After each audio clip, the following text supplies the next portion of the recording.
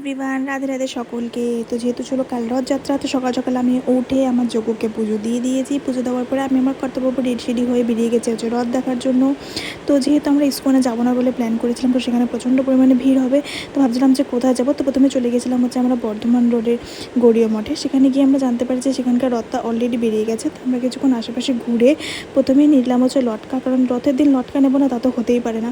তো লটকাটা নিয়ে আমরা দুজন তারপরে ভাবছিলাম যে কোথায় রথ দেখা যায়। তো আমার কর্তাবাবু বললো যে চলো আমরা ঘুরতে থাকি, ঘুরতে ঘুরতে যেখানে রথ পাবো না কেন সেখানে আমরা দেখে নেবো। তো দুজন মিলে ঘুরতে ঘুরতে আমরা চলে গেছিলাম হচ্ছে বাইপাস হয়ে মেন টাউনের দিকে।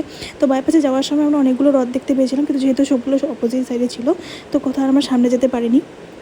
তারপরে মেন টাউনের দিকে গেলাম, দেখলাম সেখানেও ছোটো ছোটো বেশ অনেকগুলো রথ বেরিয়েছিল। তো ফাইনালি একটা রথের দড়ি আমরা টেনে নিয়েছি, যেটা আমার ইচ্ছে ছিল, ইচ্ছেটা আমার পূরণ হয়ে গেছে।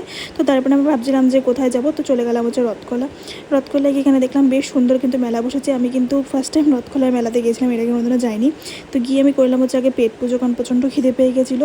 তো তারপরে আমি আমার কথা হালকা ফুলকা একটু মেলাটা ঘুরে নিলাম, আর দেখলাম যে ওয়েদারটা বেশ খারাপ হতে চলেছে। তো দুজন মিলে ডিসিশন নিলাম না, এবার আমাদের বাড়ি যাওয়া যাক। এখানে মায়ের জন্য কিনে নিয়েছি আমরা গরম গরম জিলেপি। তো বাড়ি থেকে মাকে জিলেপিটা দিয়ে রওনা দিলাম হচ্ছে আমাদের বাড়ির উদ্দেশ্যে। তো আজকের মতো এটুকু, দেখা যাচ্ছে নেক্সট ব্লগে। Bye bye.